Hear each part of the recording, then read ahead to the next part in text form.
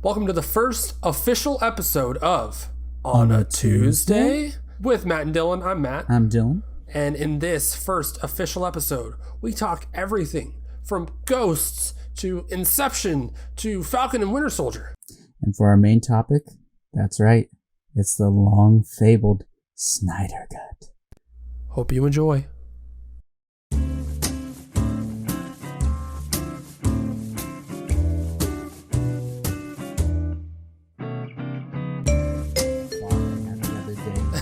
And it's just kind of like lingered. Mm-hmm. So I watch a lot of ghost hunting shows. You did tell me that. They always bring in like a medium, and I was just thinking one day, I was like, whenever these people who can talk to ghosts and see ghosts are like in like middle school, high school, college, and they could still do that stuff, back then.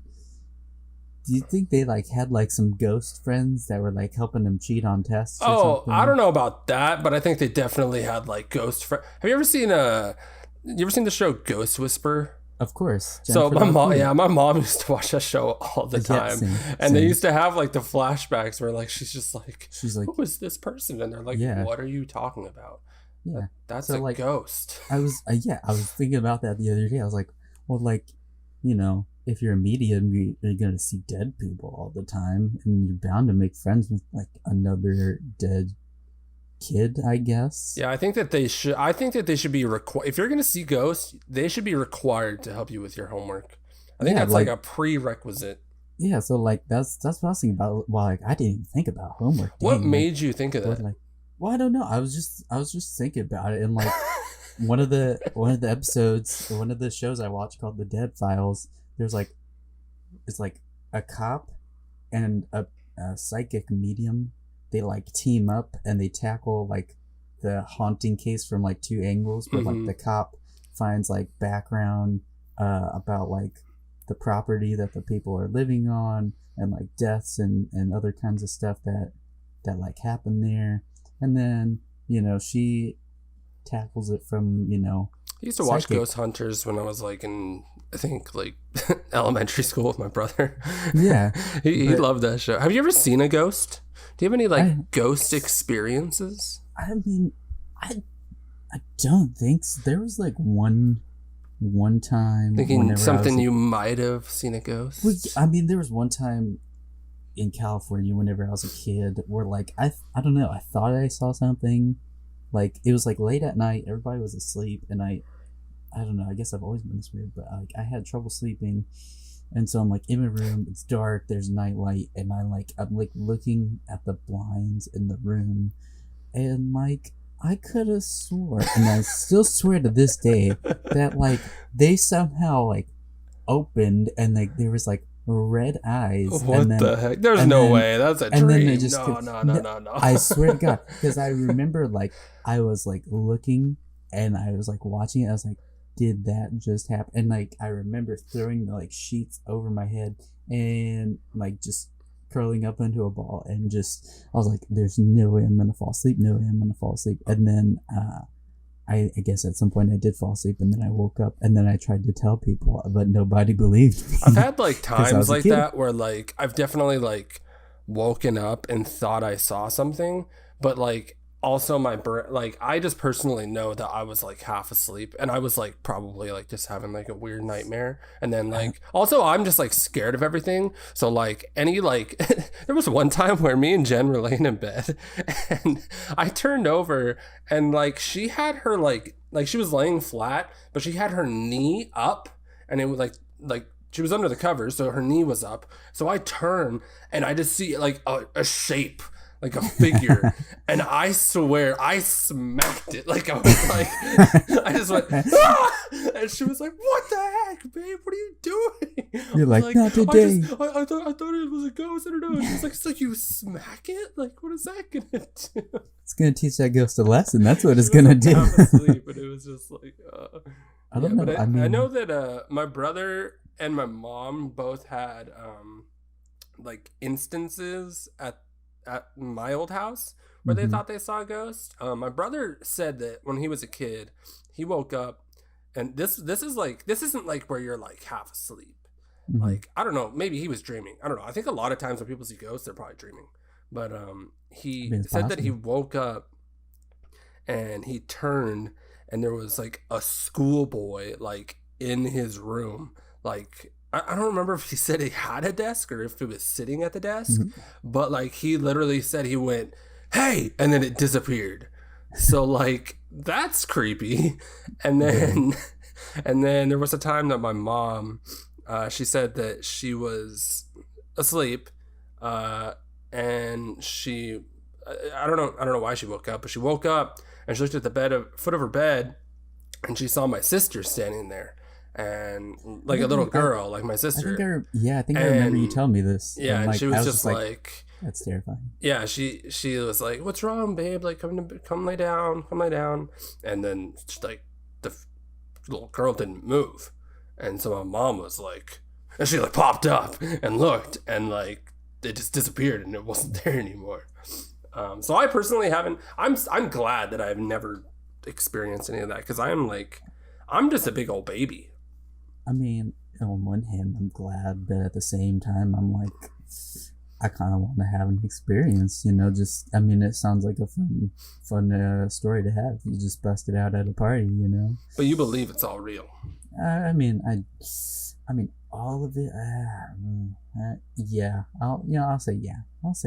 It's hard to yeah, it's tough. Like, it's kind of weird that we haven't had like any like legitimate like recordings and stuff like that. I mean, people say we have, and people like shown that we have. Yeah, there's like ghost hunting shows, but like, you know, they can be. Yeah, ghost hunting shows. They're always just like, "Did you hear that?"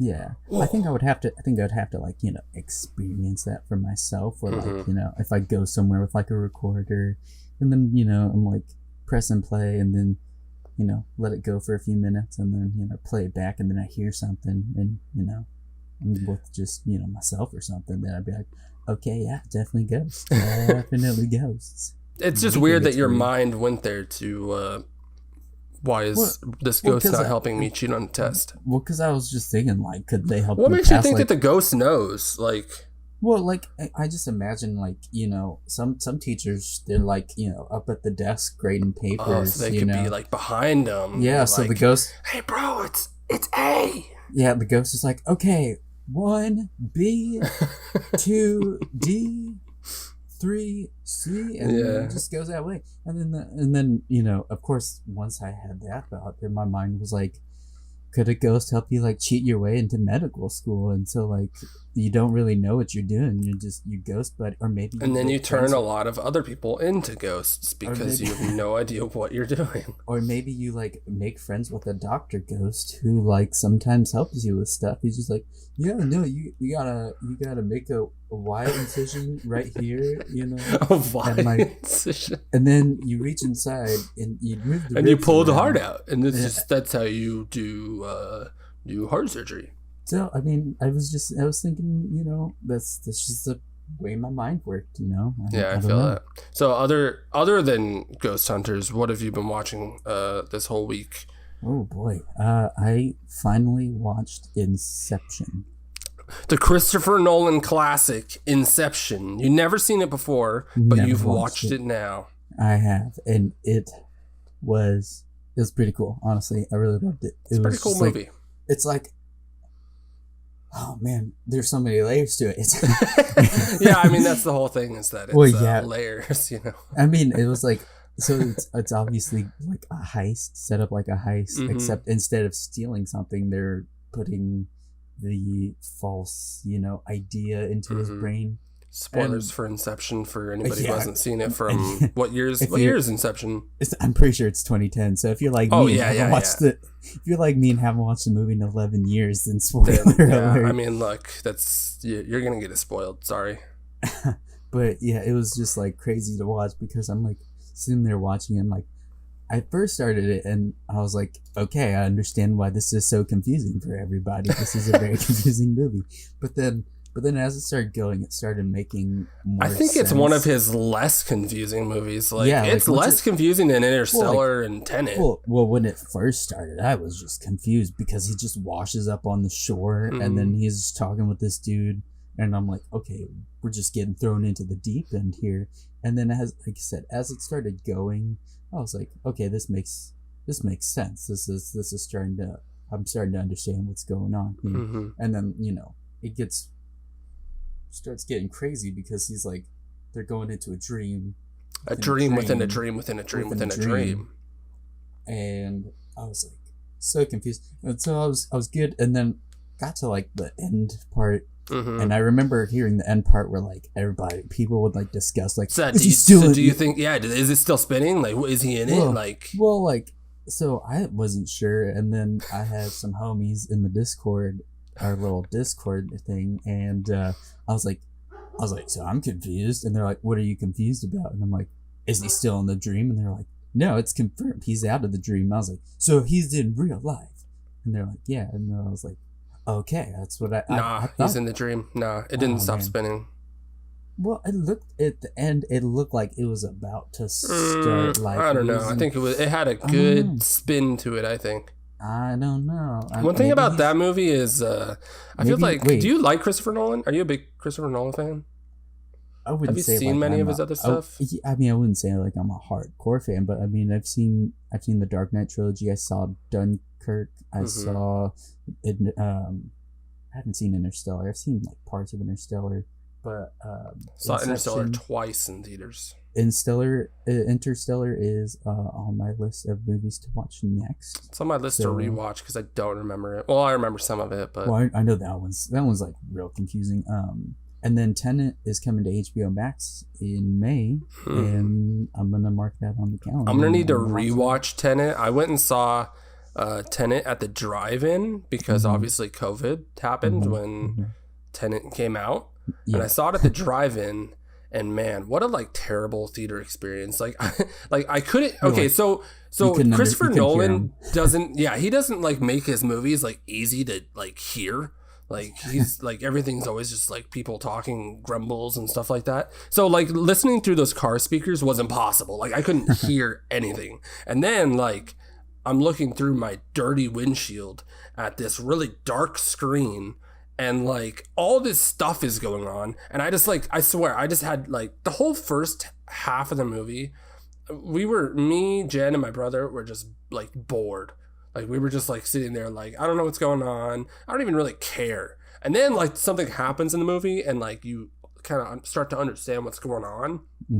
And I kind of, like, got on board, and I was like, okay, this is actually, like, really cool. Yeah. So, like, in the end, I kind of, like, I would say I disliked the movie, but I think I need to give it another shot because of the experience I had. And I think that on multiple viewings, I bet you will like it more the second time you watch it. Just because of the way the movie is set up. Yeah, I mean, like I said, I haven't seen it yet, so it's definitely on the list. I think Interstellar I'll probably watch sometime in this upcoming week. As the week progresses, I'll probably throw it on because I think it's on Hulu. So yeah, one thing about Inception is it's like it's more. How do I say this? It's like more. It's not as confusing as like Tenet and Interstellar in the way that it's just like it's very like fast paced. Like it's got a really good pace to it, and like you're always like sucked in, and like people are pretty much always explaining stuff to you, but like it doesn't feel like they are, like they're just like holding your hand through it, like it's like a really just like fun ride, whereas the other ones are kind of like Nolan now he's just like you figure it out. I mean, I very much went into Inception thinking I'm not going to understand anything that's happening. I'm gonna need somebody to explain it. But then as it went along, I was like, okay, I'm following along pretty. Yeah. You can. I feel like Inception is pretty all right. Yeah. And then after I watched Inception, I followed it up, did a double feature. I watched The Town, the Ben Affleck. So I have never seen The Town. Really? I mean, that's pretty surprising considering, you look like Ben Affleck a little bit. So, dad. I haven't seen my dad's movie. For those of you who don't know, Ben Affleck is Matt's dad, and Ryan Reynolds is his mom. So love child. Yes. So yeah, I actually watched it. It's on Peacock. So like, how you liking Peacock? I don't have that. That's the only. That's probably like the only streaming service I don't have. It was free. I mean, well, it's like some of the other ones where it's like you got the free version where you don't have to pay for it, but it will have ads every now and then. Oh, really? Yeah. So I didn't that's know how. that.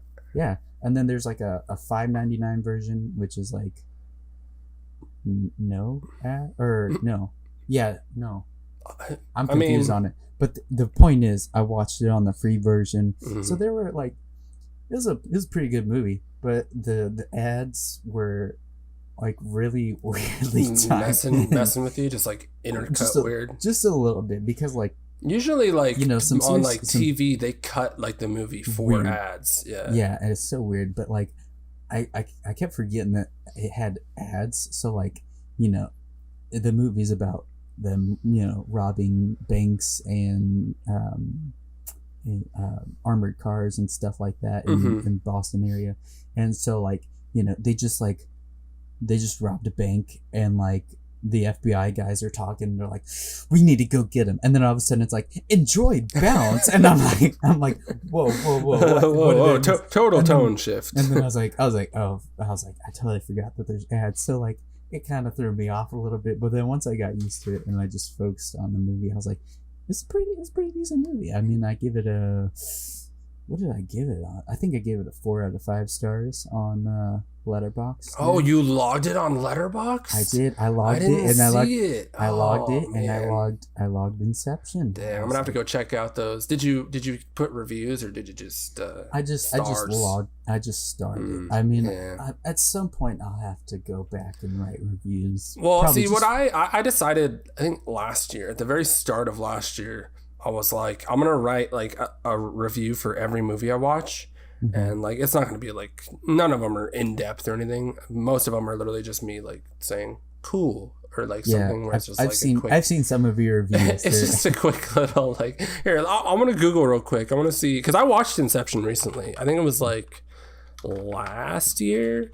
Let me check old Letterboxd, see what I said about it. I probably said cool. I'm willing to bet that I said cool, just knowing me. I think you did. I looked last night because I logged it and I saw you had wrote a review for it, and then. Oh, I hope you didn't see my other review that I logged last night. What did you log? Oh, I don't want to tell you. Oh, maybe I didn't log it. Or maybe I didn't review it. I know what you reviewed. I know. Yeah. Oh, you read it? Dang it! I saw. Dang it! Yeah, I don't see I had to think. I was like, what could he possibly watched recently? But we're gonna say we'll get to that. Yeah, we'll get to that. We'll get to that. Yeah. So, I honestly this week. Oh, me and Jen finished Mindhunter this week. We finished season 2. What a great show, man. I'm like, afterwards I immediately Googled whether like Mindhunter season 3 was happening, and I was super sad to find out that it looks like it's not. Yeah, I didn't have the heart to tell you. Good, and it's so just like, it's like, oh, there's so much more that needs to happen, and I'm just like so sad, and Jen's sad, and like, you know what show I think you would like. I just started it yesterday, but it's pretty. Is it that Alan Tudyk one that you were telling me about? It is. It's called Resident Alien on Sci-Fi. I found it on Hulu. But so this alien is on his way to Earth to basically destroy Earth, but he loses the like weapon thing that he's going to use to destroy Earth. So he ends up crash landing into this small Colorado town, like out in the middle of nowhere, and he basically murders and takes over this. Spoilers. Yeah, spoilers. Yeah, he like basically like murders and takes over this like secluded doctor dude's life, and he ends up becoming like the town doctor, and like he has no idea like how to interact with like anybody. He doesn't understand. Does he like at least know like doctor stuff? No, he's like Googling stuff as it pops up. This sounds like the most ridiculous show I've ever heard of. An alien becomes a fake doctor. It kind of is, and it's pretty funny. And I mean, we have the opportunity to meet Alan Tudyk a few years ago. We did. We went to Comic-Con, met the guy. He's kind of short, but I mean, he's tall to me. He's taller than me. So. He's a good dude. He's hilarious. So I mean, I gave it a shot, and I mean, I'm gonna keep watching it. It's pretty worth it. I think you'd get a kick out of it just because like his acting performance is just he's like really entertaining. I think like the first thing I ever saw him in was A Knight's Tale, which is super underrated Heath Ledger movie. A Knight's Tale is my jam. It is one of my all-time favorite movies. It's funny. I saw on Twitter after WandaVision ended, someone posted like an image from Knight's Tale of Paul Bettany like naked, and they were like, "Y'all met Paul Bettany as Vision. This is how I met Paul." I mean, it's pretty accurate. Yeah, but it's such a classic movie. It's like. I think everybody should at least watch it at least. Yeah, people should give it a chance. It's a really I feel like it actually doesn't have like great reviews though. I think so, which I think is ridiculous. Like obviously it's kind of a like funky movie. Yeah, like it has like We Will Rock You and people like in the stands. Like it takes place in like the 1400s and like it has people singing We Will Rock You. So I mean it's kind of weird, but it's like I don't know. I like it a lot. Yeah, I love it. And it had a pretty great cast, if I will say. I mean, Heath Ledger, Paul Bettany, Alan Tudyk. That's a really good cast. Yeah. I don't know who her name is Jocelyn. I remember that, but I don't remember who the actress is. I want to see her in more stuff. I feel like she was really good in that movie. Yeah, but it's just an all-around great movie, and I think everybody needs to see it at least once. So, A Knight's Tale, starring Heath Ledger. A Knight's Tale. Please go check it out. #ad. Yes. #ad for this 20-year-old movie. Yeah, it's like 20 years old. But so I finished Mindhunter. Other than that, I'm literally just still trying to finish Naruto. I mean, this show is like 8 seasons long, and I've just been grinding trying to finish this. And my God, but it gets really good. So I am glad I'm watching it. It's a really good show. I need to start it. I'm lacking. I start so many shows, and then it's just like a game of game of what show I want to watch today. You know what? There is one show that we both started this week, and everyone started this week. Yeah, it's pretty. And it aired on a little something called Disney Plus, and it's a little something called The Falcon and the Winter Soldier. Dylan, I know that you probably have feelings about this because you're a big... Okay, so Captain America is like your lifeblood, right? Like he's your boy. Like that's your boy. And these are your boys' boys. So like they're carrying on the mantle. Like so true.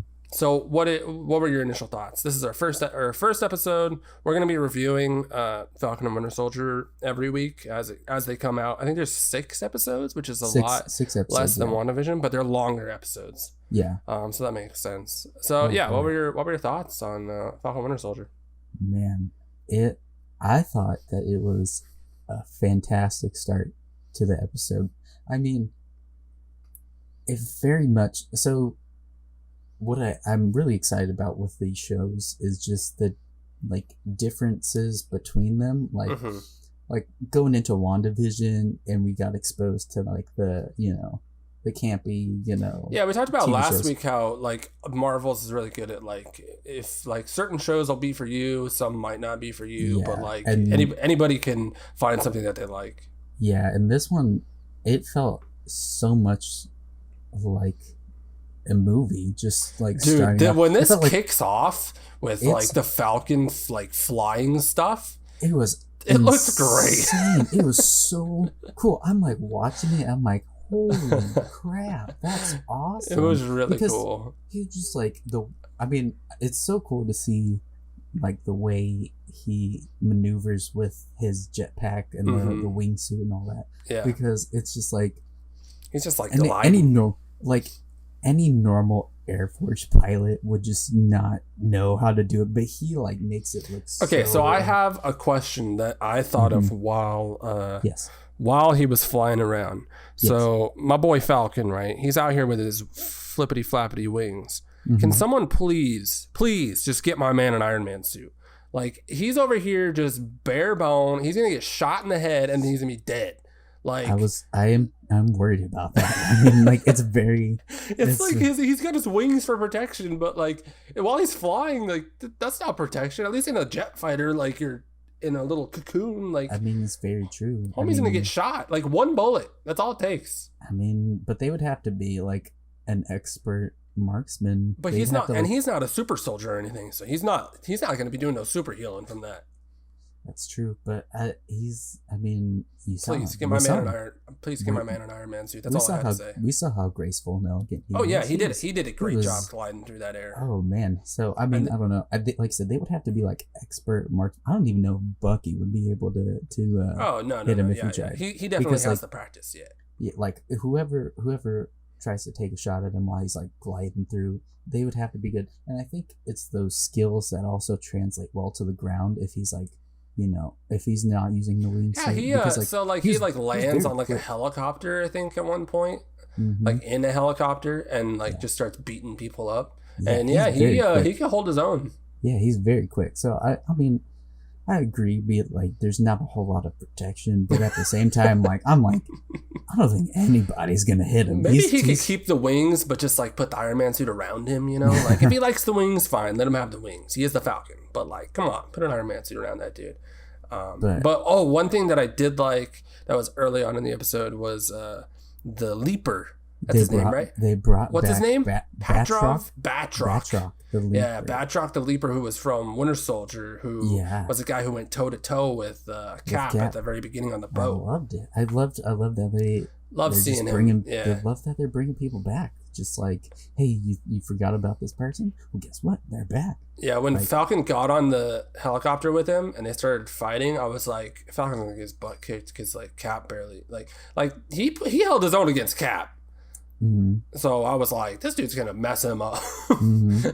But I mean, them big wings, you know. He was kicking butt. Okay, he was kicking everybody's butt. He went up against the people in the wingsuits, and then he went up against helicopters. That whole sequence was just really cool. It was so cool, and I liked that we got to see the agent or the Torres, I think is his name. I don't remember who that is. The Air Force or Army guy who was on the ground. Let me. Do not remember. Joaquin, I think his name is Joaquin Torres. But I liked that we got to see like him fanboying from the ground. Oh, as he's going now on. I know what you're talking about. Yeah. But he's like, whoa, yeah. He's like watching it and he's like in awe as he's like, what the heck? That's so cool. And then, I just So after that, it like slows down the show. Because then it starts to, you get to like, so obviously we go and we look at Winter Soldier because this is Falcon and the Winter Soldier. Mm-hmm. And Winter Soldier, we get like a flashback sequence, right? Yeah, so it cuts to a scene of when Bucky was under, the brainwashing as the Winter Soldier. And he had to kill this, higher up bigwig person, and then we saw it's in the same memory, but I think what was really interesting about that was, so we knew that he would go around and assassinate these big ups, but I think it was really important that they focused that it wasn't just those people. It was also anybody who was a witness. In Winter Soldier, Natasha says like anyone who sees him dies, basically. Yeah, and so all these innocent people, or there was an innocent guy who happened to be there at the wrong time. Yeah, and he kind of blew his brains out, and Bucky's got to deal with that. Yeah, and so I just can't say enough how much I already loved the show. Like it's already in my I do like. 5. I will say that I like the the grief aspects of it all. We get to see like one thing that's nice about these shows is we get to see these side characters, and like we never even knew like if like Sam has a family in it. It turns out like has like a sister and nephews, and we just never knew that. Obviously Bucky has nobody because he's 150 years old or whatever. But it's nice in these shows that we get to see a lot more. We saw a lot of that with WandaVision where we really got it fleshed out. And I'm glad that we get to see these characters get fleshed out, because we, even though they've been in like a billion movies, we haven't really gotten to see them shine, you know? And I really like how they're tackling it, because this is like the first time Bucky's like being a civilian. Like he hasn't had that chance since before World War II. That's one thing I was thinking. Does Falcon work for the military? Does he just go on contract? Is he in the Avengers still? Like, from what I understand, it looked like he made and Avengers don't pay? Are you kidding me? Tony Stark's a billionaire, and this guy's over here looking for scraps. I mean, it's because he sided with Cap and but that's true. Yeah, Cap is broke. So if you side with Cap, you're gonna be broke too. But one thing I thought about was wouldn't Bucky have like savings? You know, from the 150 years that I mean, he's been alive. If he like put some money in the bank, I'm sure that. Well, think about it. He probably wasn't getting paid for those 100 years of Hydra service. No, but if he put money in the bank and it started to back then and it just stayed accrue interest as it went along. I don't know. Is that considered bank fraud? Well, I'm sure that like they thought he died and it went to like it probably went to his parents.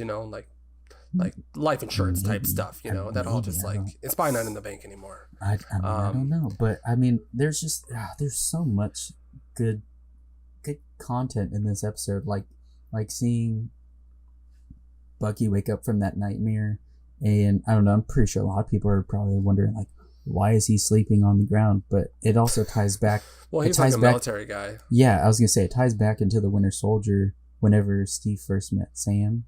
And beds are too soft. Yeah, beds are too soft. Used to sleep on the ground whenever he came back. So I mean, I like the little the connections that they're reestablishing and helping people remember.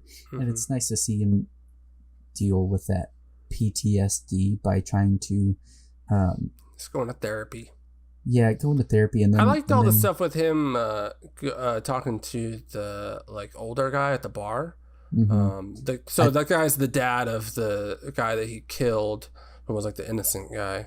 Yeah, but I liked their interactions. Overall, honestly, I thought the show was all right. I didn't think it was like amazing, and I knew you were gonna like want to slap me across the face for saying that. No, I get it. I mean, it's like it was just. I mean, it was a start. Like it was pretty slow. The whole beginning sequence was awesome, and I was like, "This is dope." I loved but it, I thought it was like it was pretty. It was kind of slow the rest of the time. It felt long, honestly.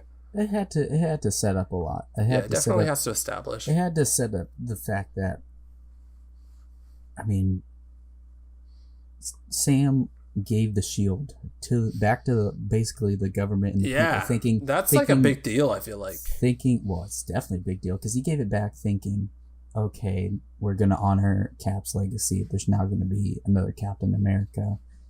That's it. Here we go. But Cap told him he's Captain America. Wouldn't you like if like Babe Ruth told me, "Hey, you're the new Slugger"? I'd be trying to hit some home runs, man. I'll tell you what. Yeah, but it's hard, I think, for somebody to grapple with that. Oh, definitely. Living up to the mantle. So I think he. But he didn't even try. Yeah, I mean. He was like, "Nah, fam. I know Cap was like, bro, it's all you now." But behind his back, I'm just be like, nah, give it to the Smithsonian. But I liked it was like, I feel like it felt a very subtle foreshadowing because he gave the shield to them, and then he had that long conversation with Rhodey, and liked seeing Rhodey in this. I thought he fit. I think like he fits well in the show. Well, definitely fit because it felt like, I don't think he knew they were going to do that, but it felt like he had a feeling that they were going to try to pull something like this, because like the way they were talking about it was like Rhodey had a feeling they were gonna pull what they pulled at the end. Yeah, like they were gonna. So at the end, they just wanted the shield. Like they just wanted the shield back, so that way they could go ahead and give it to somebody else. They didn't want some Falcon, having it, or some black dude. They don't want some black Captain America. I mean, that's what they have said that the show is going to tackle a lot, and I mean it's going to so at the end there's a guy that shows up, this absolute goober in a Captain America outfit, waving to fans. Why does this guy look like such a goober to me, Dylan? What's up with his face? Why does his face look weird? I don't know. I think the Cap doesn't squishing his face a little bit. I mean, it's squishing his face, but like it's also making his ears point out, so it looks like his ears are a lot bigger. I don't know. I was looking at that and I was like, yeah, he looks a little weird, but it's gonna be interesting to see how they tackle it, because with all that's going on in the world, and they've already kind of like, even in this first episode, they're definitely going to get into race, because they already did it with like them going to try to get a bank loan, and just like little mentions of like, oh yeah, it seems like every time that things get bad, we get it worse. Yeah, and the banker's and like, whoa, I'm not a racist. I'm just saying that you're broke. So I'm really excited to see them tackle this issue, because I don't think we've ever seen. I mean, Black Panther. We've kind of seen. Like, Black Panther. But other than Black Panther, I mean. No, I think it's good that they go into it. And I also think it's good that we're seeing a lot of what this post people coming back from the Snap world looks like. Post blip, yeah. Yeah, because I mean, think of like if that actually happened, it'd be so weird. It would be insane, because like it was like Sam was saying, like he got blipped out and his nephews were like babies, and then he comes back and they're old. Yeah, older. They're older. It's not like they're old 20. Men. They're a billion years old. Yeah, so it's gonna be interesting. But one of the things that I'm really excited to see is, again, this focus on legacy in the show, because they've constantly said, this is going to be about, like Sam trying to live up to Steve's legacy, and then maybe even surpassing that legacy. And like, so I think the idea of it is really interesting, because not only do you have Sam and the legacy of Captain America, but one of the things that, I mean, I don't know, maybe I'm reading too much into it, but in the beginning it seems like Bucky is trying his hardest to put the Winter Soldier moniker behind him and not be known as that anymore. Yeah. But I think one of the things that, I mean, it's just something I've been thinking about, but I think he's definitely going to try at some point to take that negative affiliation with it and then change it into a positive and make the Winter Soldier legacy mean something more than just an assassin and a killer. Yeah, because basically like rewrite his legacy of like, because currently his legacy is, I murdered a bunch of people back in the day.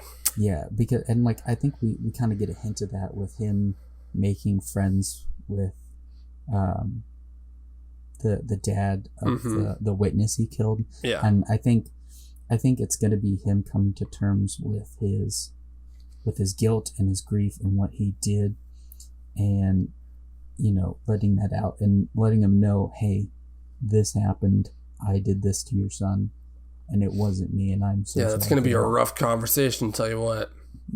That's like, hey Dylan, 10 years ago I'm actually the one that ran over your cat.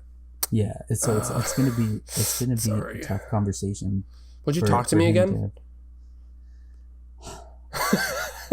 Wouldn't be having a pod anymore, that's for sure. I mean, I don't know. It's my cat, man. I don't know. So, all right, but do you have any more? You have any final thoughts on it before we move to our next subject? One more. So I was on Twitter right after the episode. Of course. Right after the episode dropped. As one does. And so I saw that the friend that Falcon had, Joaquin Torres, I think is his name. My cat's meowing in the background. But so I saw that in the 616 universe in the comics, he actually becomes the Falcon. So I'm wondering. Really? Yeah. So I'm wondering. He's probably like a side. Like it feels like they're building him up to be like a sidekick type. Well, that's what I'm wondering, because if Sam goes up to Captain America, then I guess that would be the Falcon moniker. And yeah. So do you think by the end of this, Falcon's going to be Falcon's going to be Winter Soldier? Falcon's going to be Captain America? I think so. I would like to see it. Even if they don't, they might not have him in like the costume or anything, but I think they will. I think it'll. Well, I think so too. But even if they don't, I think that they will set it up so that he's either in the suit or he's just like, they set it up where he's like, I'm the new Captain America or something like that. And something like that. So that way we know for sure he is Captain America. Yeah. And then, Bucky will retake the mantle of Winter Soldier. And then I think, this new guy could become the next Falcon. And we could have a new, trio, because he definitely has the, like, kind of like a similar, he was definitely entertaining. Yeah, he had a similar relationship with like Sam, kind of like how Sam had with Steve. So it's going to be interesting. I'm curious to see how this. Yeah, I'm excited for the show. Even though, like I said, like I was kind of like, all right, this show's all right, or this first episode is all right. I hope we do get to see. I think I'm coming into this wanting just like nothing but action stuff, because when I think of these characters, I think of just like fun shooting, like Top Gun action type stuff. But obviously, I think it's important that we get into some of the deeper layers within these characters. But yeah, I'm definitely excited for it. So this isn't the only superhero thing that we watched this week, Dylan, because there is a 4 hour film, I guess you could call it, that dropped this weekend on HBO Max. The long awaited Snyder cut of Justice League. Snyder cut.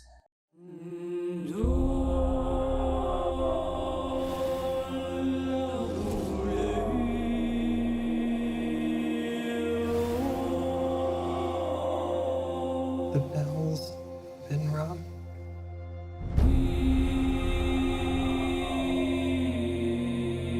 Out in the dark, among the stars, the god is dead. Snyder cut. Oh my god. So we haven't really talked about this. We try to. Okay, so I keep telling Dylan every time he texts me something, save it for the pod, because I don't want to hear his thoughts. Every time. And he keeps telling me, shut up, I can tell you like a little bit. And so well, now he read my review, so he already knows some of my stuff that I thought. I've already forgotten it. Let me look it up here. No, stop. We'll just talk about it. No, it's fine. Okay. No. All right. Okay, so Snyder cut. Dropped on HBO Max. There's a little movie called Justice League. It came out 2016.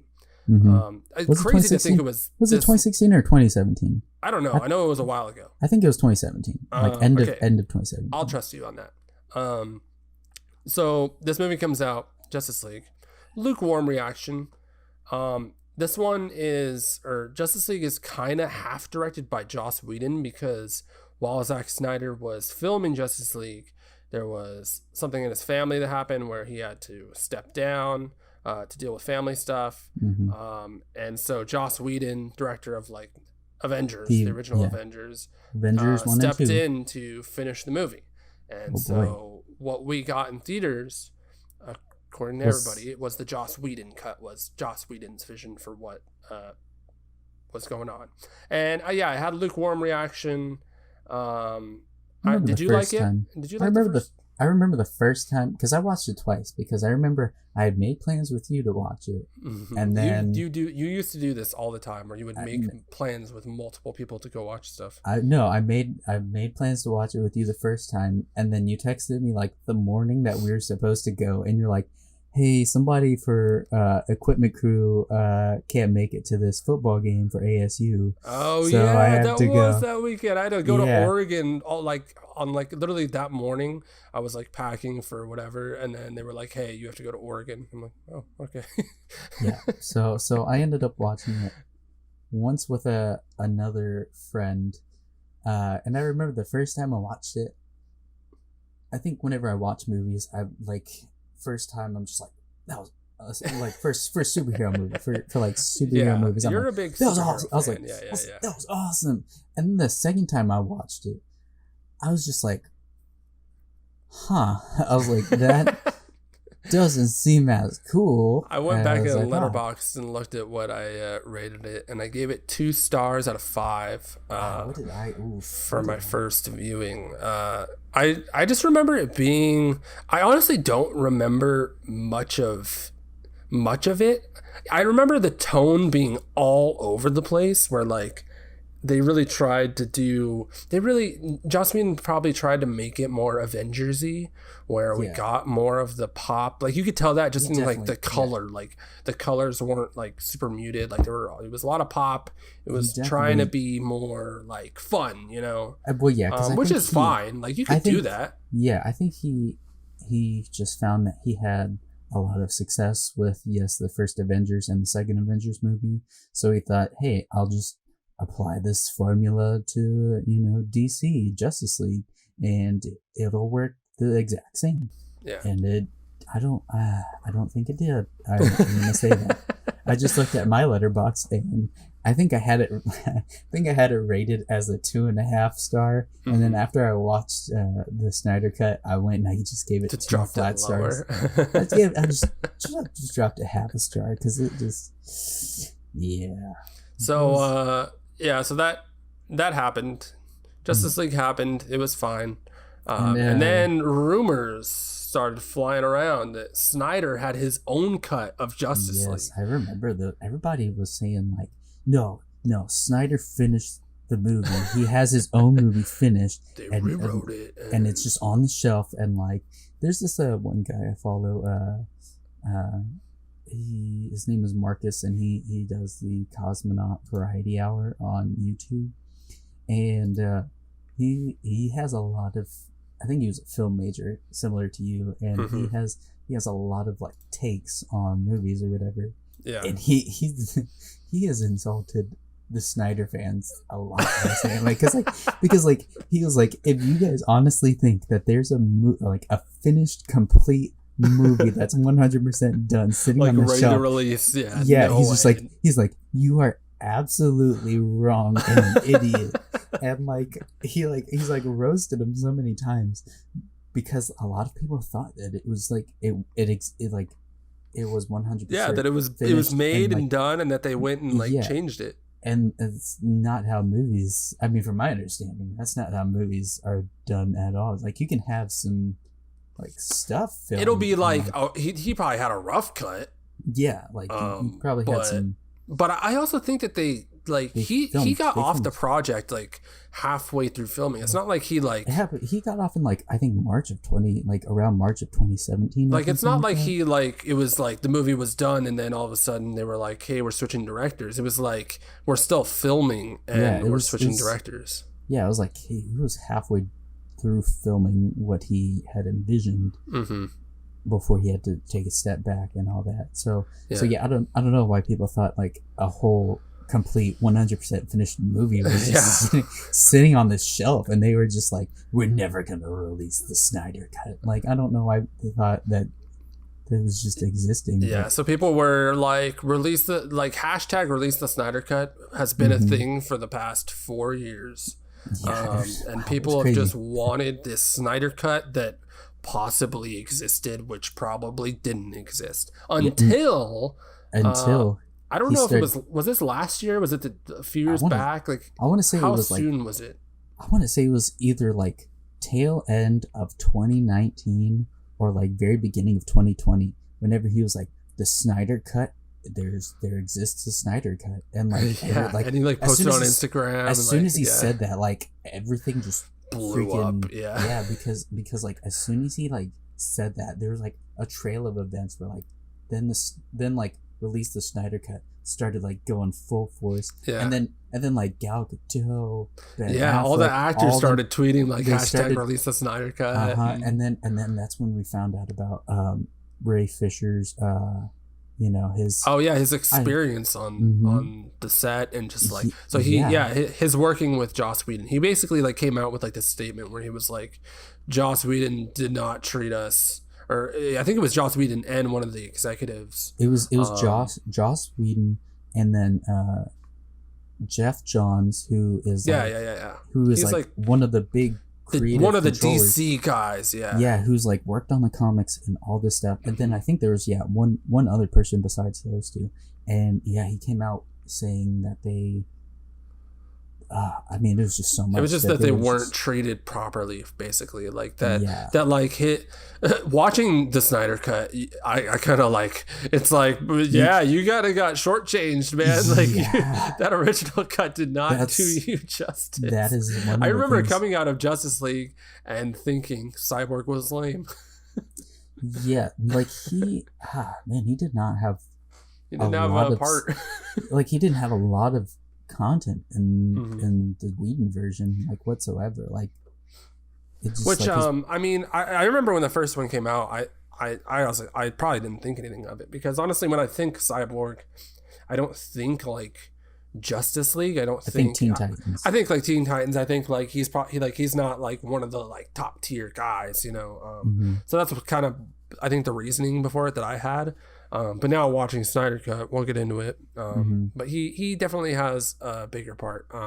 So then that once that came out, then I don't know. I feel like it got even more intense. Oh yeah, it got just like a new wave of support. Yeah, everybody was like, "How dare you! Like, we want the Snyder Cut now. We want to see what was meant to be." And so like it's just a whole new. It's basically like the ocean, because it was just like wave after wave after wave of support.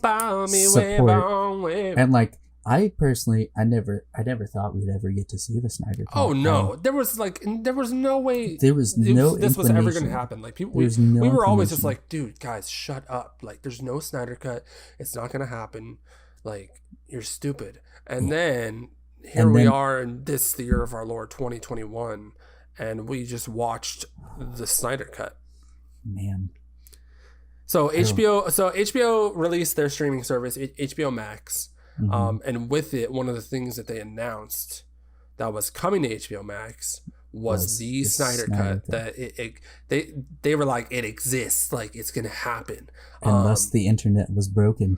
Yep. And thus the internet was like, well, I give up.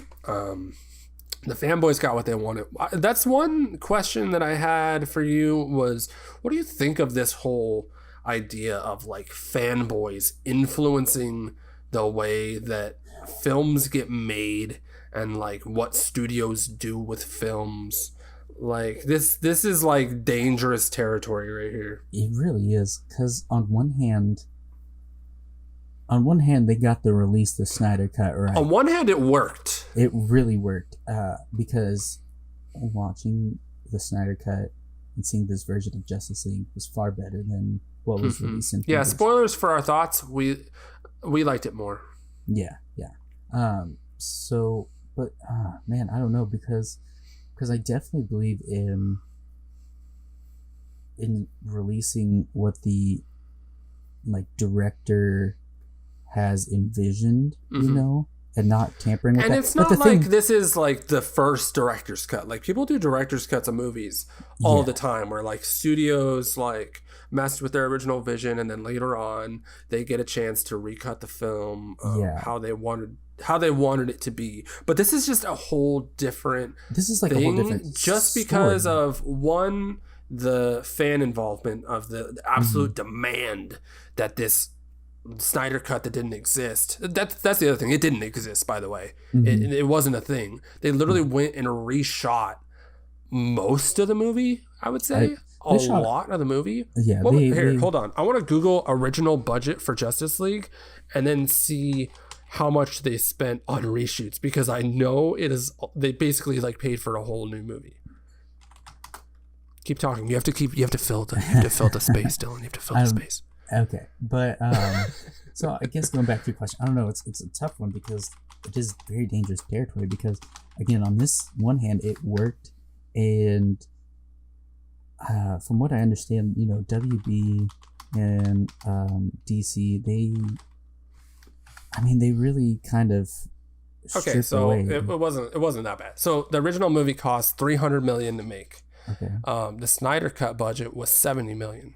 Oh, that's still a chunk of change. Yeah. To redo an entire movie, basically. Well, I think what it was, he definitely had, I think, a good chunk of stuff filmed beforehand. Yeah. But and it's not like they had to redo everything. Yeah, it's more like they had to reshape it. They had to redo all the effects that they needed to do. It costs money to do special effects. Yeah, but I'm still stuck on your question because it's just so hard. It's a tricky thing because, again, like I said, on one hand it worked for this, but it could go wrong really quickly. Like you think of do you think of the petitions where after Star Wars came out, after like Rise of Skywalker, where they were like, redo the sequel trilogy, # make this not exist. Yeah. And like if they do that, like it's just like it's not going to go well. Yeah. They're not going to make money off that. I'm really curious. I'm sure Snyder Cut got a lot of views. Yeah. But for this, I think it's interesting because as far as I know, WB and DC, they really took a lot of stuff away from what Snyder had envisioned and planned. Mm-hmm. And they would tell him, no on so many things. Yeah. And I'm just gonna compare what we see with Marvel stuff. I haven't really heard. It's really hard not to compare DC films to Marvel films, just because they're literally the same scope. They're superhero movies. But I've never really heard. I've heard a few, but I haven't heard a whole lot where directors have been this wasn't what I wanted to. I don't know. I feel like Marvel. The thing about Marvel is, I think that they are very controlling. They're probably more controlling than DC. But I think that directors come in knowing that. And I think that they let them know, hey, we already have this thing that we're doing. This is going to happen. But do you want to put your stamp on it? I also think, yes, that. But also, Marvel has very strictly set out the stories that they want to tell, how they want to interconnect it. So they need it to make sense. So in that way, I think they are controlling of the directors and all that. But another thing I'm curious about is how the canon of this whole Snyder Cut works into the DCEU. Yeah. See, I have no...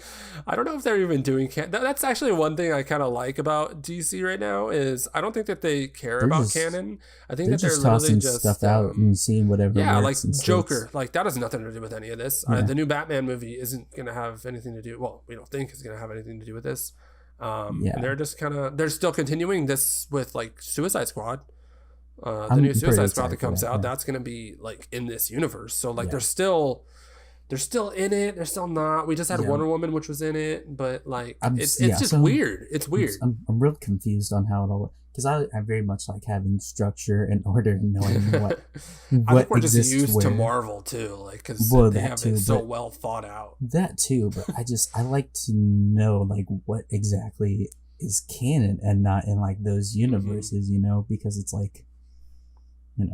you go and you're just okay, is Robert Pattinson? Did they just recast Ben Affleck for some reason? Yeah. It's is this him starting out? So you don't really know. Yeah. But yeah. So Snyder Cut, it came out. It came out on HBO Max. In that that's the end of story.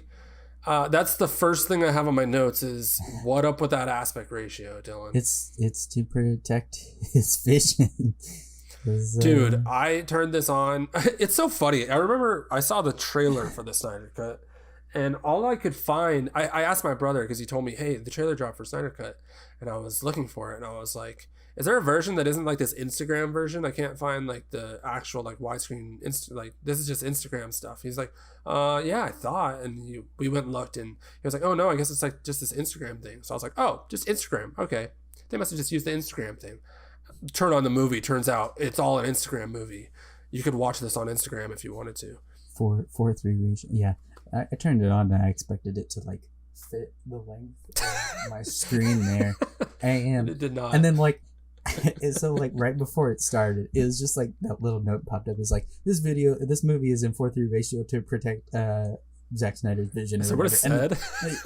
And this was said on my TV. I didn't see that. It said it on my TV. I don't know. It might have just been like, you know, a little thing, but it popped up like that, and I'm like, what? And then all of a sudden it started, and it's just like so for anyone that doesn't know 4:3 ratio, it's a square. Like the movie was a square.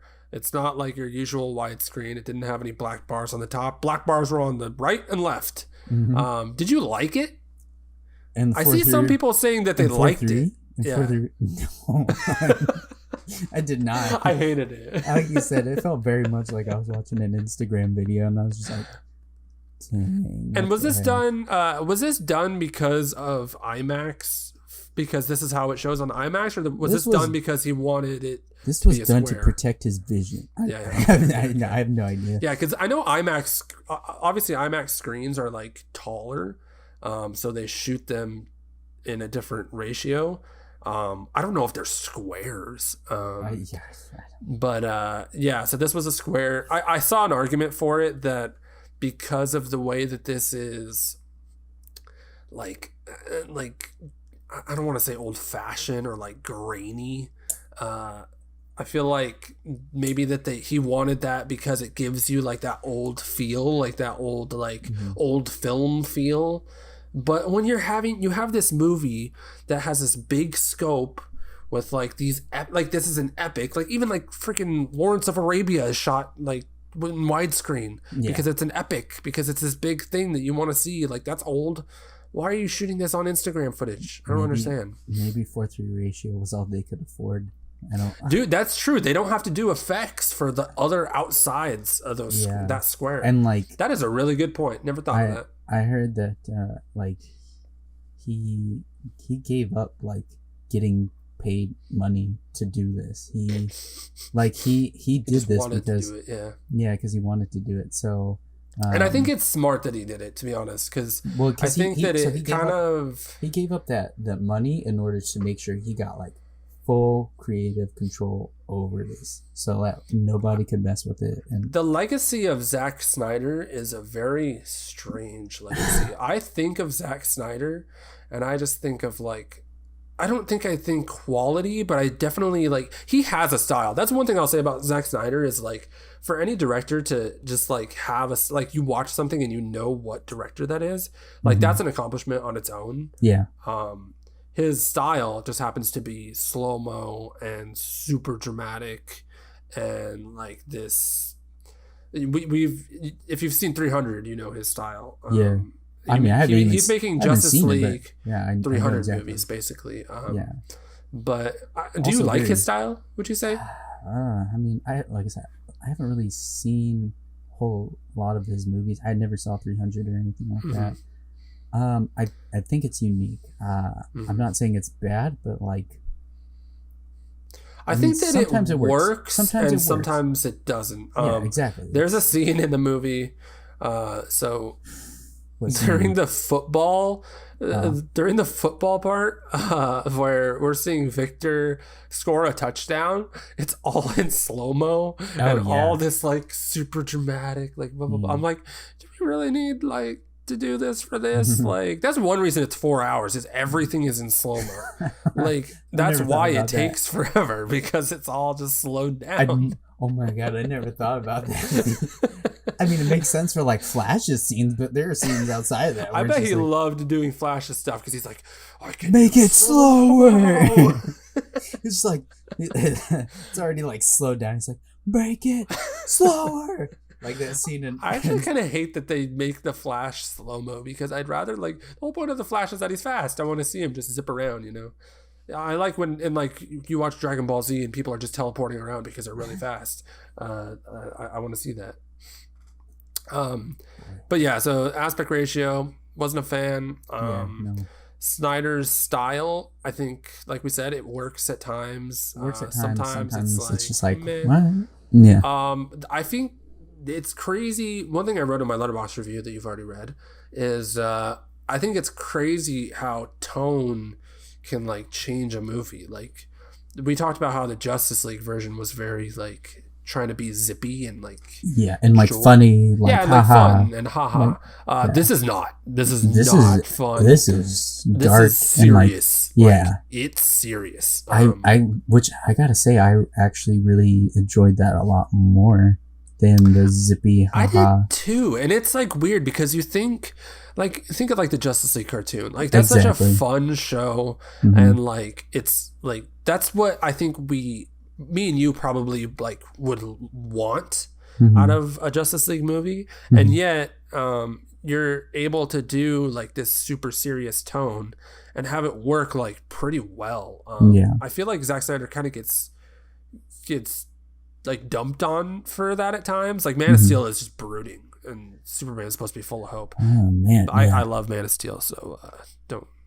I am indifferent. I'm not putting any hate on Man of Steel. I love Man of Steel. It's like a 3 out of 5 for me. It could go either way. I'm a big fan. I think Man of Steel might still be my favorite DCU movie. Either that or Aquaman, which is just the complete opposite spectrum.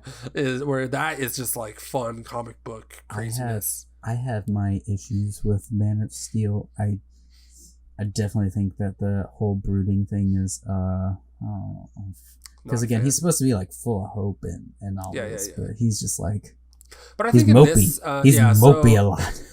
So in Justice League, it like the start is very us grieving Superman because Superman dies in Batman v Superman. Spoiler. And I think that like spoiler alert. We're doing full spoilers. I think they've already kind of pretty sure everybody's got that, but just in case you didn't. We're gonna spoil everything for you. But Batman or Superman dies in Batman v Superman, and we start off very like somber, very everybody's depressed. Superman's dead. He's gone. Wah wah. And it carries that throughout the movie. Yes. And I think it carries it effectively, and I think it works really well. I think one thing about the original Joss Whedon cut is that the whole movie is kind of filmed to be brooding and depressing, and then the tone is joyful, and I think that's one thing that in the original movie I felt thrown off. Like I remember saying that the tone didn't fit. Like the tone feels weird. Yeah. So seeing this, how it is now, with I'm like, oh, that makes sense. Yeah.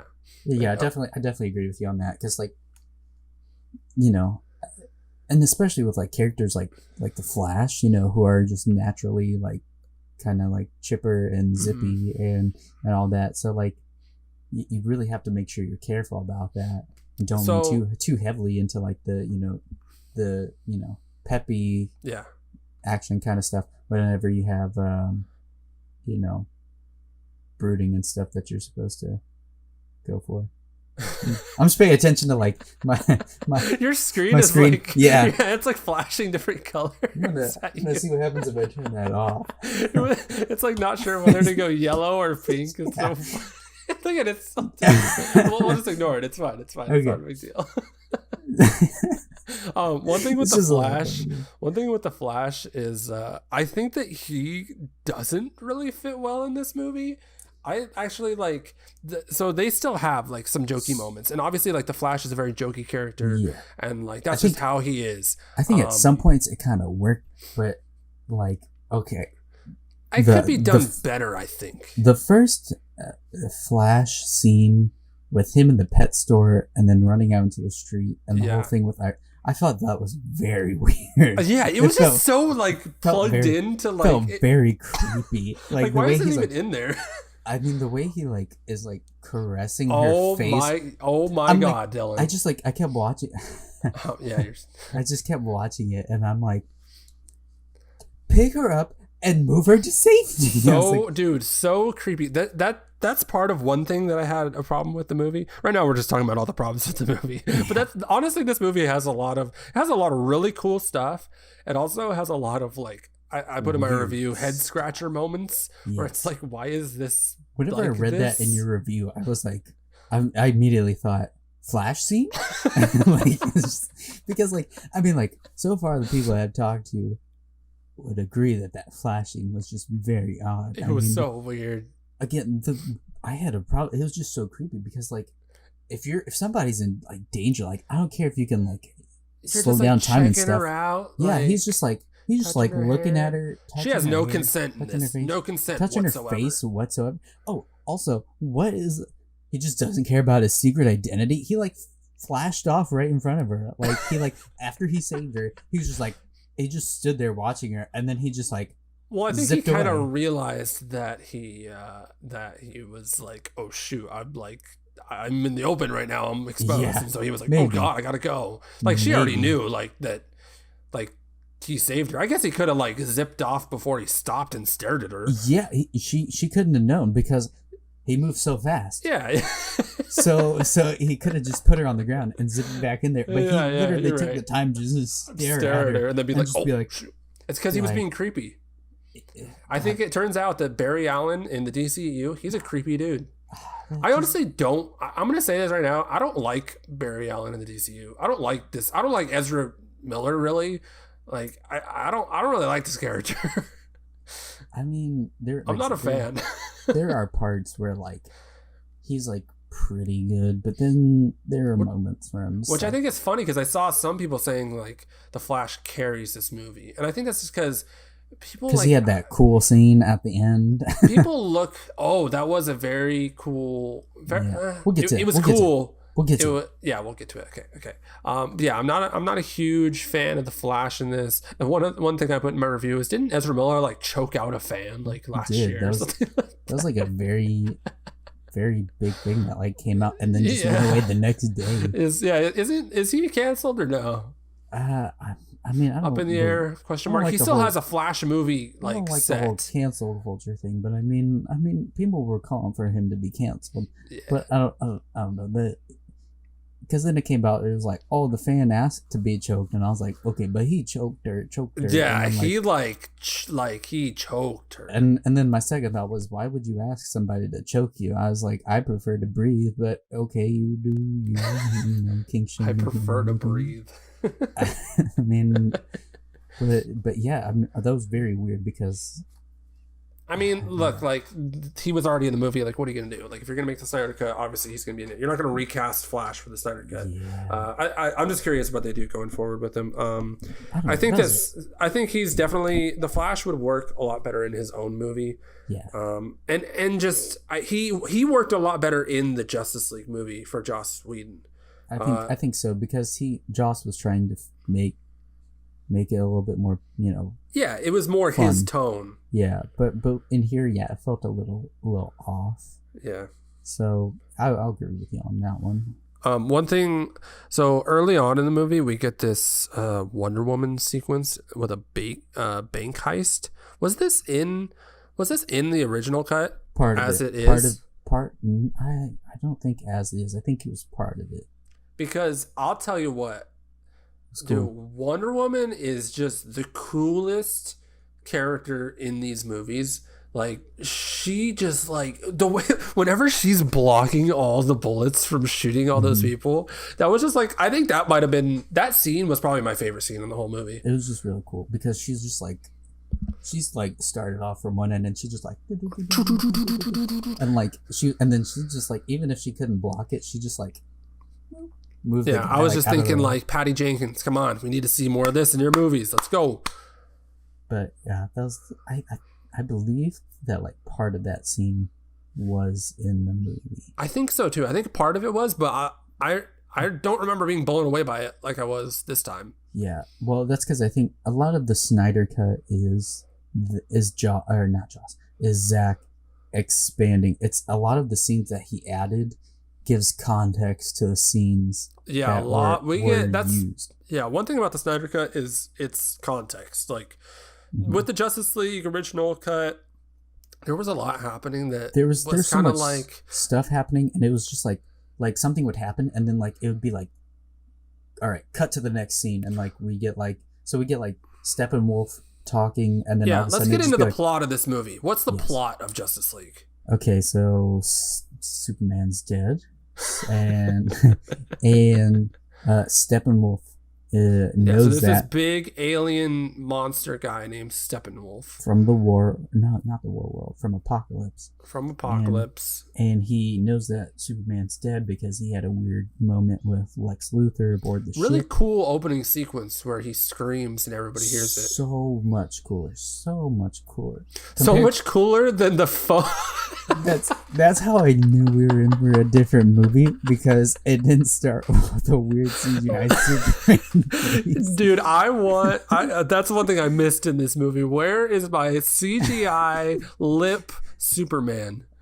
I mean, such a different...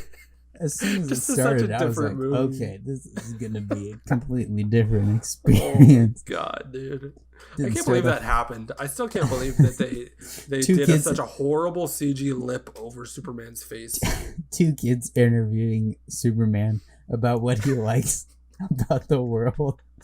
Why did they even have that in the original cut? It looked so bad. Like, they didn't even need it. Just take it out. Like... Oh my God! Like, oh man, I'm gonna have to rewatch that movie just to watch the you're Superman. You're just gonna watch the opening scene and then turn it off.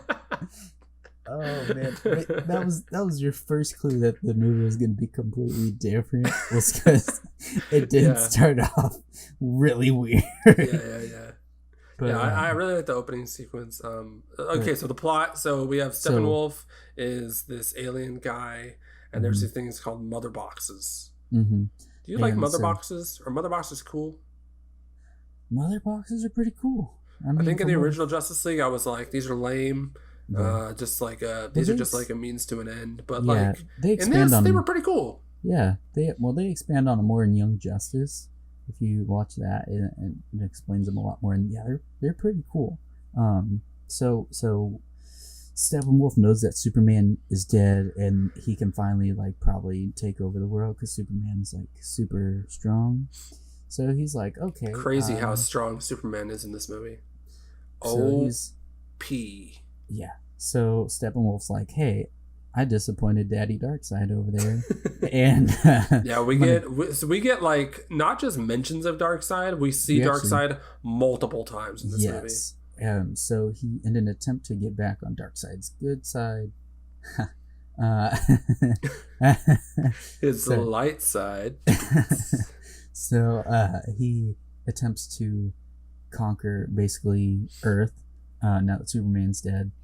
And along the way, he discovers that this thing called the anti-life equation, which Darkseid is looking for, so that way Darkseid can use it to basically conquer like the universe and planets easier by enslaving them. It's like Infinity Gauntlet, so we can snap stuff. You know? Yeah. So this is Darkseid's Infinity Stones. Okay, that's what he's looking for. And so Steppenwolf's like, hey, I'm gonna take over Earth. By the way, the anti-life's here, and so then Daddy Darkseid's like, okay, all right, you should really take that planet over. Yeah, he's like, all right, take it over. I'll love you again, maybe, and then we'll conquer the universe. What'd you think of Steppenwolf? He looked a lot better. He looked a lot better. I remember in the original, I don't like big CGI monster villains.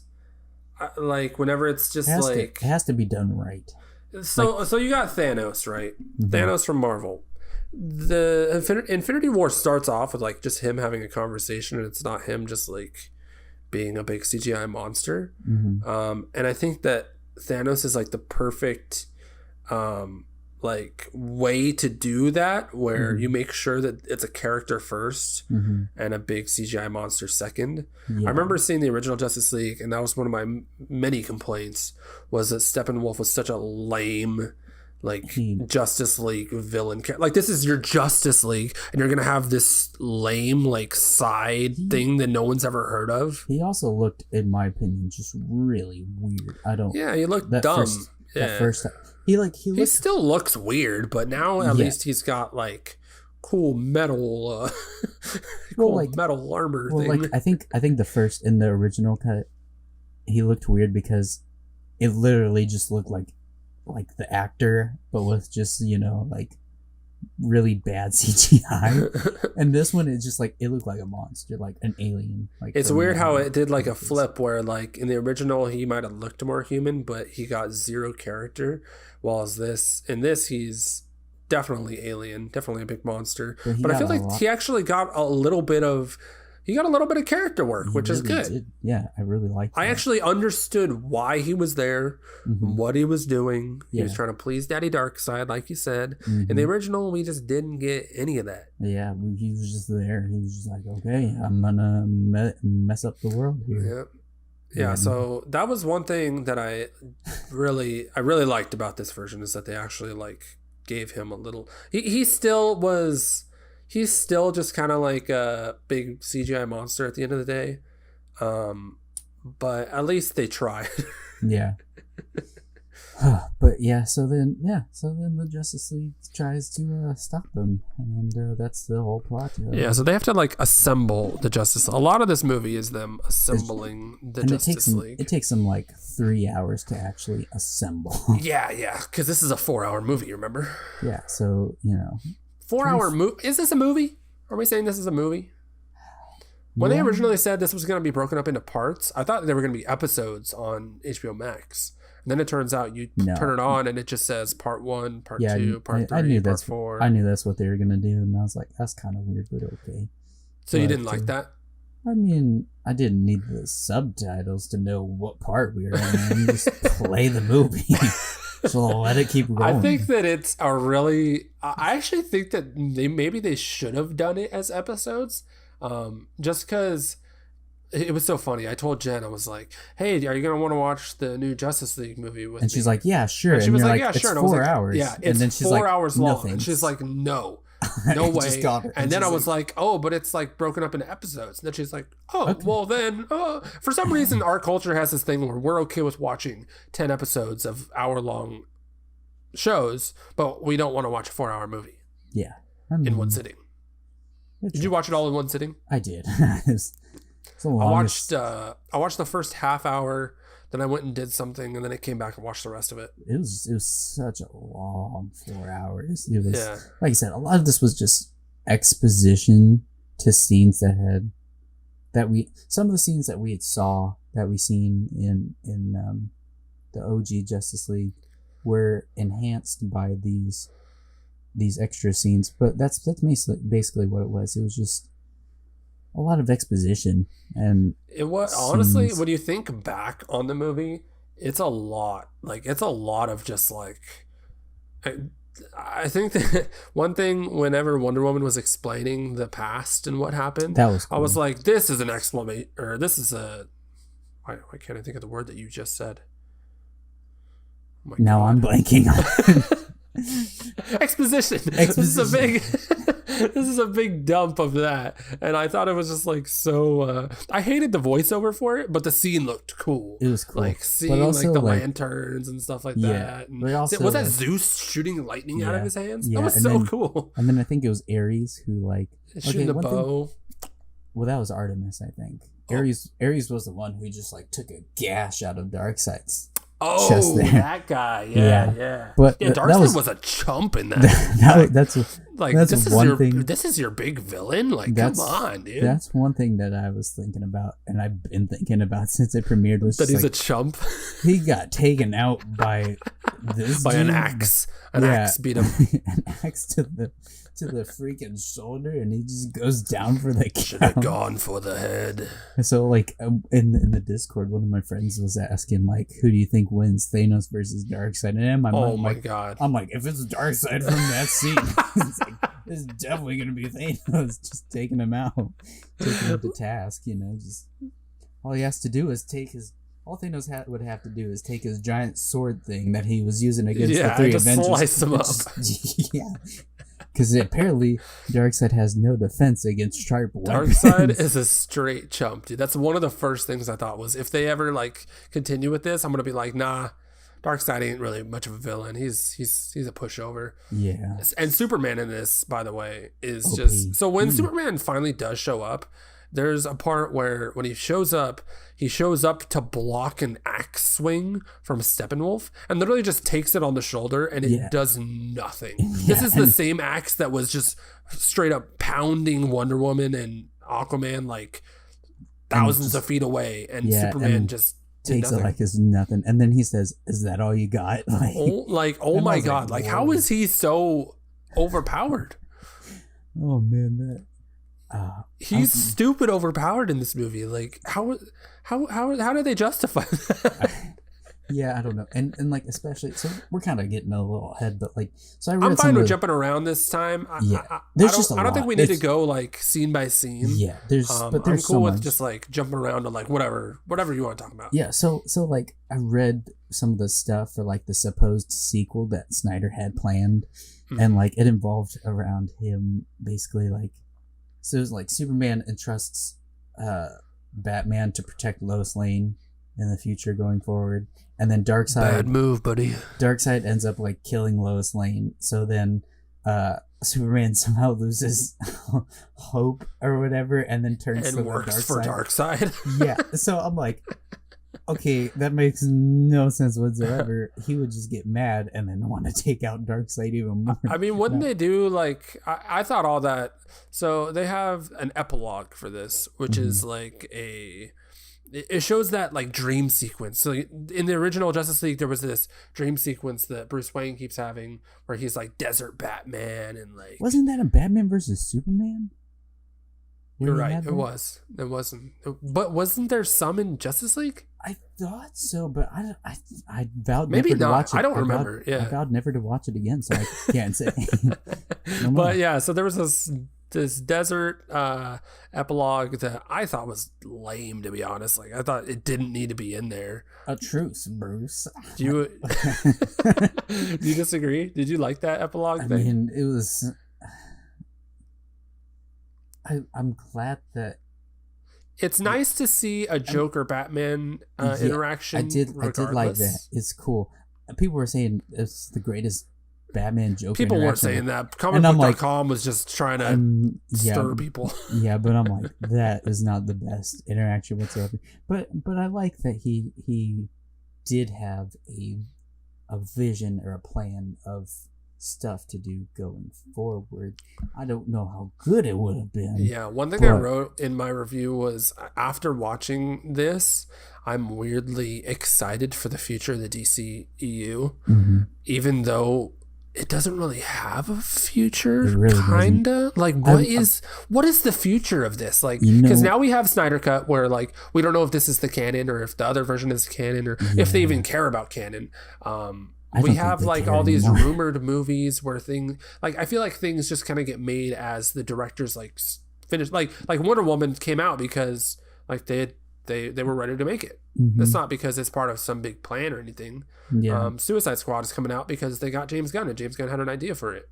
Yeah. I see. I don't know, because like I heard like, isn't like Michael Keaton's supposed to be in the Flash movie, but also like I heard like so is Batman, so is Batman. So is Ben Affleck as Batman. So like I've heard those rumors a lot, and I'm like, I don't know. I have no idea. I have no idea what's happening with the Flash movie. That movie has literally gone through 12 directors. It's like, I don't think it's real. What about the Cyborg movie? That's gone through just. Could we talk about Cyborg a little bit in this movie? Yeah, we could talk. One of the cool, I got it. In this movie, I was like, yeah, he should be part of the Justice League. This dude is dope. I loved seeing his dad explain his powers. And like the little voice recording. Yeah. The way that we like see him, and he's like in the computer. He takes the money and he's just like, and it's like people are like, put Cyborg in charge of the stimulus checks. He'll get it done. That's great. I love it. But yeah, it was cool. One thing that like because like whenever I think of Cyborg, I think of Booyah. Well, not just that, but I think of like Teen Titans and the Young Justice version, where he's like very much emotion. He still shows that emotion, but like, oh no, in this one, I mean, I don't know if I was thinking the same thing while it was like I think that Cyborg, like, I want to see eventually a cyborg that is like booyah, like shooting people. I think it makes sense right now that he's it makes the way sense, he is. Because I mean, he's just now coming to terms with what happened to him, and then his dad just died. So yeah, it makes sense. Okay, yeah, you know, you're right. In my mind, I was like, I wish we got some more emotional type, like. Mm-hmm. Booyah, or some like fun quips and stuff. I don't think it would have fit in this movie at all. Yeah, no. Now that you mention it, yeah, you're right. And I think that there's like potential to do like a lot of really good character development from that, because we're gonna see now by the end of it, like he's accepted that he is a cyborg. I think like most of the movie actually revolves around Cyborg trying to come to terms with him being the cyborg. Yeah. And I mean, he plays a really big role in this because he's made by the mother boxes. Mm-hmm. And the mother boxes are like obviously the big part of the movie, like the main part of the movie. Mm-hmm. So he got like a lot of new footage, a lot of moments to shine. And I think like Cyborg was one of the highlights of the movie. Yeah, I'll agree with you on that. Yeah, you convinced me, because I was like, I kept thinking like, I just wish he had showed more emotion and like, some like quips and stuff like he did in the show. But yeah, now that you mention it, he's very much coming to terms, and like the progression of his arc and story in this. Yeah, I think it could get to that point. Yeah, one thing that, and this kind of, well, I mean, it all kind of ties together, but Ryan Choi, the scientist at Star Labs at the end. Yeah, I assume you knew who that was. I had no idea who that is. He is the superhero, the Atom. Oh, that's Brandon Routh.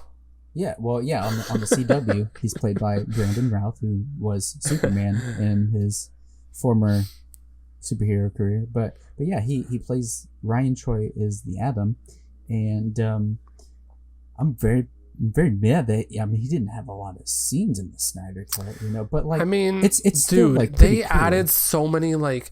So one note I have is, why is Martian Manhunter in this? Martian Manhunter's in this twice. He just shows up. He set out 3 world-ending.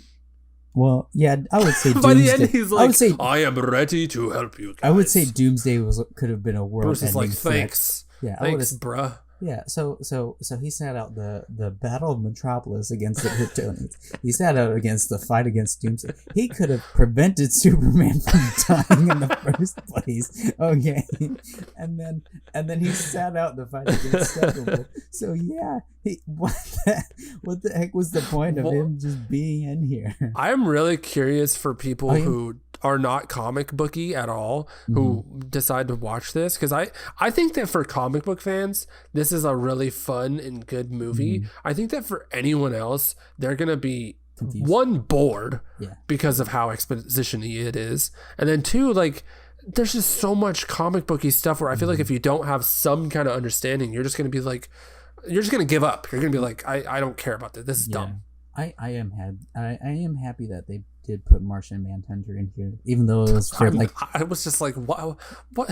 I'm glad that we got to at least see. I wanted to see, I wanted to see what he looked like, not even though he didn't really have a purpose in there except to just show up at the end. No, I get what you mean. I feel like I'm glad I saw him, just because if this DCEU like doesn't go forward, like if we don't get any more stuff out of this, I'm glad that we got to see Martian Manhunter. Like, that's cool. Yeah. Like, but even though he didn't fit in this movie at all, I mean, it's not like he was important to the movie. It was just like they definitely threw him in just because it was like, well, he's a Justice League character, let's throw him in. I mean, he showed up just to talk to Lois Lane, and then he showed up at the end to be like, hey, I'm ready to fight, and Batman's kind of just like, we already did that, bro. Like, we just took care of that. I kept waiting. You can call me the Martian Manhunter. I kept waiting. That's how the movie ends. I kept waiting the entire last act where they're fighting Steppenwolf for Martian Manhunter to just come in and help them out. I'm helping you now. No, he just didn't. No. And I was so sad. I was like, oh my God, I thought he was supposed to help. No, he was just in there just to be Martian Manhunter, and that was it. Another thing. So one thing about that I said about, so I said how Cyborg, like, I felt like he really fit in with all these other characters really well. There was one person who I don't think fit in with these characters at all. Wait, That's let like, me think if I can guess. Okay, let me go through the entire 4 hours of this movie. Hold on. Viewers, please stand by as I think. so let's see, Yell. It's one of the Justice League members. Oh, dang. Okay, dang. That makes it harder. Not that he didn't fit in, like Aquaman. he shouldn't have been in the movie. It was just like, Aquaman. no. Superman. No. Batman. Yes. Really? I think that like Batman was mostly pointless up until like the end of this movie. He really didn't do a whole lot. He just tried to recruit people, and that didn't really go very Didn't well. even, yeah, he didn't even. He barely did that. I mean, those people just showed up whenever he needed to. Like Barry Allen just said, "Okay." He just kind of got his butt kicked by the parademons through this entire. I mean, movie. dude, when he was 1-on-1 with a parademon, like trying to have a slugfest with him. Meanwhile, like literally any other of these characters can flick them and they go away. And I get like that's Batman's thing where he doesn't have like Batman's my favorite character. He's like my guy. Like I love the guy. But like in the Justice League cartoons, anytime like they would go up against like. Because they went up against like Darkseid and the Parademons in like one of the last episodes of the Justice League Unlimited cartoon, and Batman was taking out Parademons. Yeah, Batman can hold his own, dude. But like, in this, I agree. They made him a chump. Batman's kind of. I just feel like in this universe, Batman like isn't really Batman. Like he's such a weird version of Batman. He's this weird mixture of like he's the darkest Batman we've ever had because he kills people, right? But he's also like super. He's still killing them. I'm pretty sure he kills people.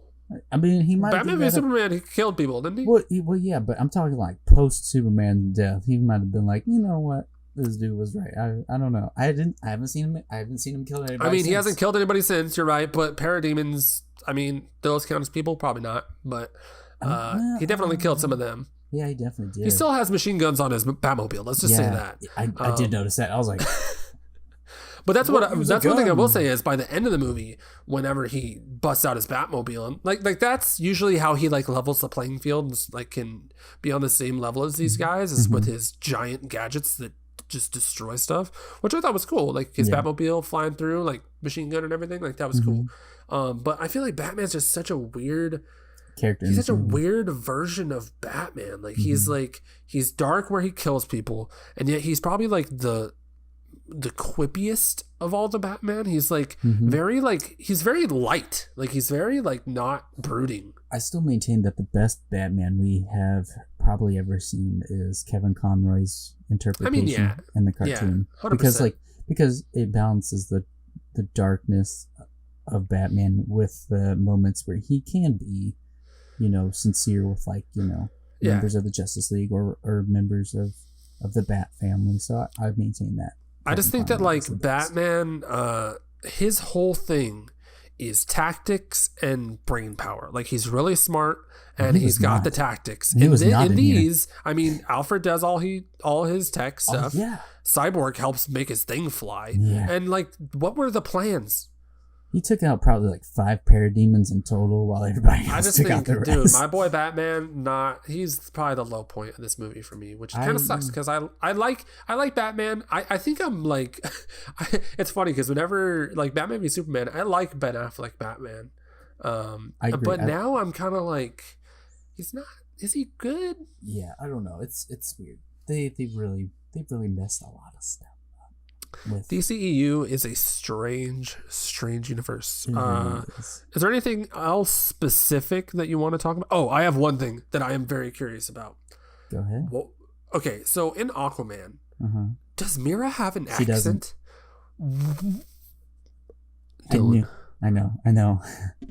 I'm pretty sure. Why? What? I haven't rewatched Aquaman. Okay. She doesn't. I'll answer it. She doesn't have an accent. I was gonna say because I remember hearing her speak for the first time, and like I was literally like this watching her, and then she like speaks with an accent. I was like, oh, I don't remember you. I don't remember. Welcome to Atlantis. It's like, I don't know.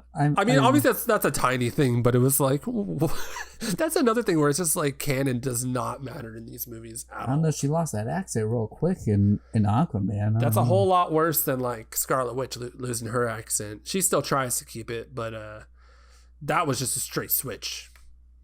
Yeah. Other than that, honestly, what were your overall thoughts of the movie? Like, okay. I know you liked it. Yeah. So if I had to, how much did you like it? Yeah, rate it. Go ahead, rate it. Whenever I first watched it on Thursday, I was like, all right, this is a solid 8 to 8.5 out of 10. And then now that I've let it ponder a few days, I'm gonna give it a 7.5 out of 10. I mean, there was a lot of stuff that was just. It was so much. It was good. It was good. Don't get me wrong. Dylan, we do ratings out of 5, by the way, because we use the letterbox. So that means that you give it a 6.5 out of 10, or 6.5 out of 5. Oh, okay. So if we're using 7? letter, if it's 7.5 out of 10, it's 3.75 stars out of 5. I've already done the math. You can't do that on Letterboxd. Well, then we'll give it 3.5. We'll give it 3.5 out of 5 on Letterboxd. Yeah, I'm actually on the border of 3.5 and 4. I think that it's a really, I'm like so surprised how much I liked this movie. Like I said, it was actually like really good.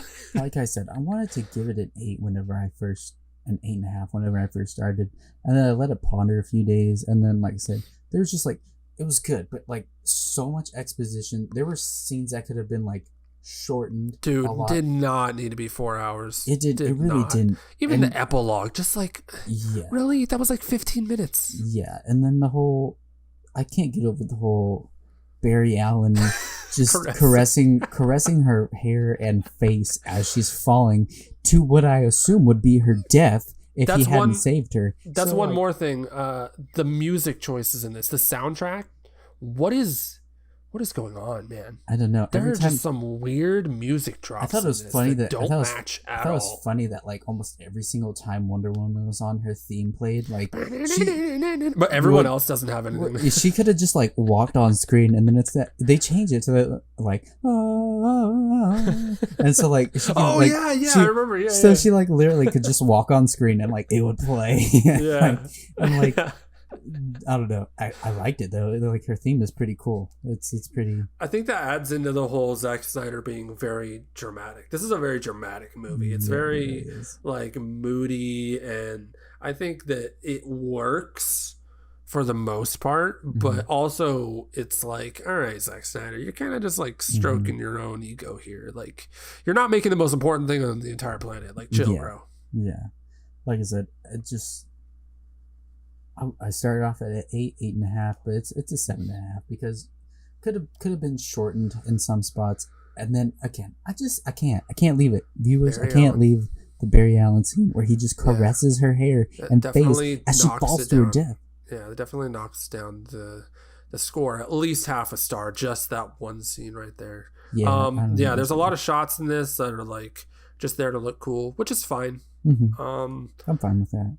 It's just this is the most Zack Snyder movie there is.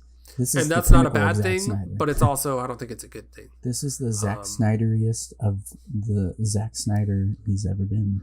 It's so funny. I feel like we've been kind of bagging on this movie for the past hour, but we both really like it. Yeah, like it's not bad. It's just like there were weird moments, and that's perfectly fine. A lot of movies have weird moments. This one just had a lot of weird stuff. Yeah, okay. and I to just hit on the positives, like it definitely, like the fleshing out isn't a bad thing for the most part. It's like the fleshing out like really helps. It makes the story, like you're invested in the story for sure. It made everything make so much more sense to me. Just more sense, and it's just like it makes it better, like because you're not just like, I don't care about what's going on. Yeah, and like we actually we understand why the villain is there. Like, like in the first draft, he was just like, I'm here to tear the world apart, basically. And in this one, he's like, I need to prove that I'm worth something to Darkseid, and then you bring in the whole. We never really talked a whole lot about Darkseid. He's chump, dude. That's all I have to say about Darkseid. I mean, that's pretty much what I had to say too. He just got wrecked in that first battle. I mean, look, like I said, like if he comes up like later on, he better get powered up. Did you think the CGI around him was? I think he looked horrible. I mean, I don't want to say it because it's the first time we've seen him on screen, but he did not look great. I mean, look, the first time we saw Thanos, he was ugly too. So I mean, like they have room to improve. In the end credit scene of the Avengers movie, I mean, That was terrible. Not first a time huge seeing fan of things. Darkseid. But yeah, he looked way too CG. Is my thing. Yeah, definitely. And like they got to do something like Marvel did, because like Thanos, he actually looked pretty detailed. And I think that realistic. they probably, I hope that they would going forward, because I actually think Steppenwolf, they did a good job of like giving him, he had some pretty good like facial, he did, like CGI emotion. See, the thing about that is like they didn't have to necessarily make Steppenwolf look like an alien either, because in the comics he looks like a handsome young dude. Like he looks like a Wall Street. He could be like a Wall Street dude, you know. So like they could have gone that route, but the fact that they went with the alien route and they made his CG look better in the Snyder cut, I think is pretty Definitely nice. better. They should have done that with Darkseid, but we'll just keep that to ourselves. I think the problem with Darkseid is he's just such a I'm evil character. He doesn't really seem to have much like depth. At least not right now. Yeah, it's just like I'm big, bad, and evil, and I'm gonna destroy everything. Like, and I don't care. He just wants to rule over everybody. And he's a chump, so like it doesn't even matter that he's big, bad, and evil and wants to destroy everything, because he can't, because he's a loser. Because Superman will flick him. I literally could not get over. That's another thing. I couldn't get over that scene whenever he's like fighting against the old gods, and he just like literally takes the axe to the shoulder. I'm like. Yeah. Really, that's what does you in? I mean, you're supposed to. But yeah, all the positives, like all the fight stuff was really cool. It really was. Really good action scenes. So yeah, it got fleshed out more. I give this movie 3.5 out of 5, verging on 4. I'm solid 3.5 out of 5. There's no going to 4. I am surprised that I liked it more than you. I liked this more than Falcon and Winter Soldier first episode. And I like Falcon and Winter Soldier more than Snyder cut as a whole. And that's what you get on this podcast. You get some variety. So yeah, that's it for episode 1. Yep. We're sorry it ran a little. Our official episode 1. We did it, Dylan. How you feeling about our podcast so far? Well, I'm sorry this episode was a little bit long, but we just had 4-hour movie. You're gonna get some discussion. Yeah, I mean we got this. some stuff to talk about. Yeah, well, maybe we'll go back and cut a little bit here and there. Maybe. But I think going forward, this is gonna be fun, and I hope that all our friends and family that listen to this enjoy it, and maybe share it with their friends. And yeah, we gotta get some social media going. We do. We really do. We'll do that soon. All right, we're going to sign off. Thank you for watching On a Tuesday or listening to On a Tuesday with Matt and Dylan. We'll see you next time. All right. Goodbye, everybody.